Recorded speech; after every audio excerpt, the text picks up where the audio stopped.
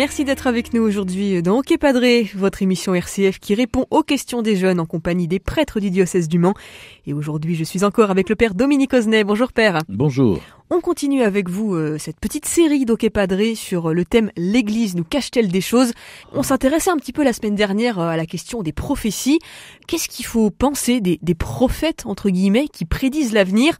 Sur Facebook, je suis sur Twitter, sur TikTok, tous les jours ou presque, je tombe sur ce type de publication.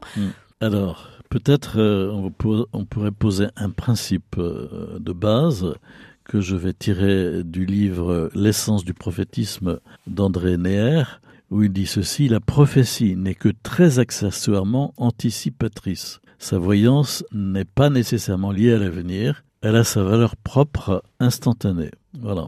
Ce que le prophète dévoile, ce n'est pas l'avenir, ce sont les incohérences, les folies du présent qui conditionnent évidemment et peut-être hypothèquent le futur. Ça veut dire que c'est plus une prise de hauteur sur le temps présent, avec une sorte de sagesse, qu'une vision avec des jumelles sur l'avenir. J'aime bien les gestes que vous faites avec cette prise de hauteur. Et puis, les jumelles. Voilà, tout à fait. Le prophète n'est pas un devin. La caractéristique essentielle du prophète n'est pas de prédire les événements futurs. Le prophète, c'est celui qui dit la vérité en vertu de son contact avec Dieu. La vérité pour aujourd'hui, qui naturellement éclaire aussi l'avenir. Mais il ne s'agit pas de prédire l'avenir dans tous ses détails, mais de rendre présente en ce moment la vérité de Dieu et d'indiquer le chemin à prendre. C'est également important de souligner que le prophète n'est pas celui qui parle de l'apocalypse, de la fin des temps, contrairement d'ailleurs à ce qu'on peut penser. Il ne décrit pas essentiellement les réalités ultimes, mais il aide à comprendre et à vivre la foi comme espérance. Le prophète ne se présente pas lui-même comme un devin, mais se contente d'appeler prophétiquement à la conversion. Et de cette façon, il rénove et il actualise la promesse messianique de l'Ancienne Alliance. Par exemple, Jean-Baptiste dit du Messie: « Au milieu de vous, il est quelqu'un que vous ne connaissez pas. » Il invite Israël à entrer en soi-même, à se convertir, pour pouvoir reconnaître à l'heure du salut celui qu'Israël a toujours attendu et qui est maintenant présent. Donc ces quelques réflexions permettent d'affirmer la nécessité absolue de se prémunir contre tous les diseurs de mauvaises aventures concernant l'avenir de notre monde. Et quand je dis cela, ce n'est pas une fermeture à l'Esprit Saint, mais une prudence nécessaire. Donc ça peut être une bonne règle quand vous ouvrez Facebook. On peut en effet se laisser embobiner par toutes sortes de prétendues prophéties qui veulent lire l'action de Dieu dans la société et dans le monde. Alors allons-y, Nostradamus, les prophéties de Malachie, les lectures de l'Ancien Testament dans une perspective pro-sioniste, le calendrier Maya, etc., etc. Il y en a un paquet, quoi. Et donc là, pareil, à chaque fois, c'est à prendre avec distance, même si ça peut sembler très sourcé, très factuel. Absolument, et moi j'ai une règle très ferme à ce sujet, parce que c'est le prétendu direct avec Dieu pour aujourd'hui. Et là, c'est vraiment une porte majeure à l'imposture et au business faramineux. Ça veut dire que ça rapporte de l'argent, tout ça? Ah oui, absolument. L'Église catholique n'admet les révélations privées, qu'il s'agisse de messages provenant d'apparitions mariales ou de méditation personnelle, que dans un cadre très strict. En particulier, le renvoi à l'unique révélation, celle de Jésus, consignée dans les évangiles, commentée par les lettres des apôtres, avec ce terminus que la révélation avec un R majuscule prend fin avec la mort du dernier des 12 apôtres. Un critère particulièrement marquant, c'est celui de la sobriété. En matière de message marial, celui de Pontmain tient en une phrase, celui de Lourdes, malgré ses apparitions, je crois, en une demi-page.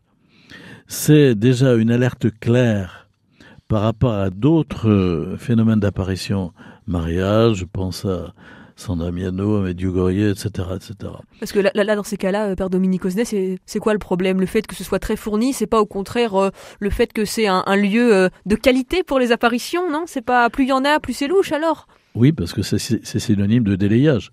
Vous connaissez, quand Mama Rosa à San Damiano pleurniche sur 500 pages recto verso, on est complètement sorti du cadre de sobriété qui est celui des évangiles. Prenez l'évangile de Marc, 16 chapitres. Ça tient en quelques dizaines de pages. Eh ben, on est très loin des 10 volumes de Maria Valtorta avec l'évangile tel qu'il m'a été révélé. Déjà, rien que le titre, l'évangile tel qu'il m'a été révélé. Jésus dit, les paroles que je vous ai dites sont esprit et vie. Voilà. Donc c'est étonnant, lorsqu'on lit et qu'on relit l'évangile et qu'on prend du temps pour prier, pour méditer avec les paroles de Jésus, l'Esprit Saint nous donne toujours des lumières nouvelles.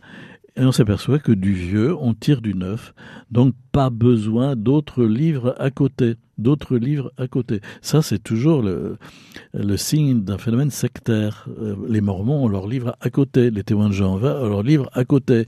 Et quand on a Maria Valtorta à côté ou Luisa Piccarreta à côté, on est en train de dériver. Donc, il faut être conscient aussi qu'on se trouve face à un phénomène commercial qui prospère sur la religion populaire.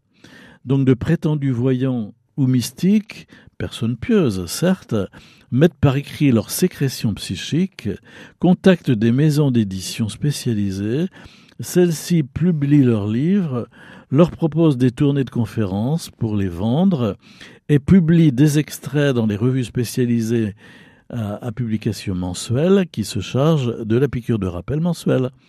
Donc tout le monde est gagnant dans cette histoire, sauf le lecteur. Entretenir les gens dans la menace des grands châtiments, mais en même temps dans l'assurance de lumière privilégiée, c'est vraiment le b.a.-ba de ce type de commerce prospère. Ça peut répondre quand même à une certaine volonté individuelle de vouloir connaître l'avenir. Ça peut être très tentant, ça, d'avoir quelques pistes pour ce qui va se passer dans les mois, années qui viennent, même si c'est par voie surnaturelle. Ça peut rassurer un peu en tant qu'être humain, après tout. Ça peut donner quelques directives à prendre pour que tout se passe bien. C'est bien dit. Écoutez, vous savez comment j'appelle ça ? J'appelle ça posture divinatoire. Même si c'est de la part d'un chrétien, posture divinatoire. C'est-à-dire qu'on veut forcer pour regarder le verso de la feuille, pour voir s'il n'y a pas autre chose d'inscrit concernant l'avenir et qui m'intéresserait. On veut forcer.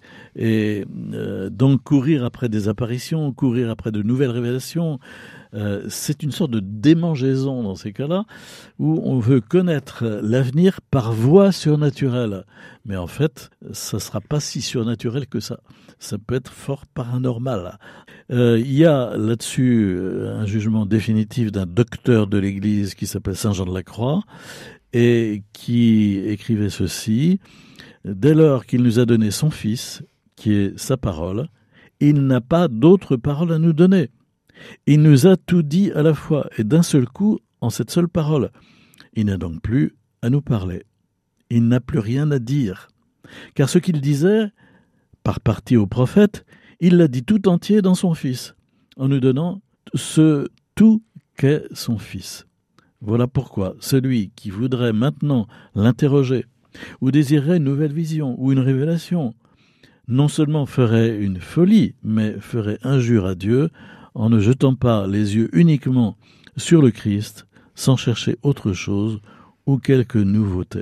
Alors, est-ce que c'est pas un peu une manière pour l'Église, Père Dominique Osnet, de tirer la couverture à elle et de fermer les yeux des fidèles sur le reste ? Quand elle le veut, l'Église se donne la peine de faire des études extrêmement sérieuses et pointues. Alors, on pourrait donner des exemples du Sacré-Cœur, par exemple avec les apparitions à Marguerite Marie Alacoque, qui ont fini par être avalisées et qui ont donné lieu au culte du Sacré-Cœur, y compris dans la liturgie du missel romain.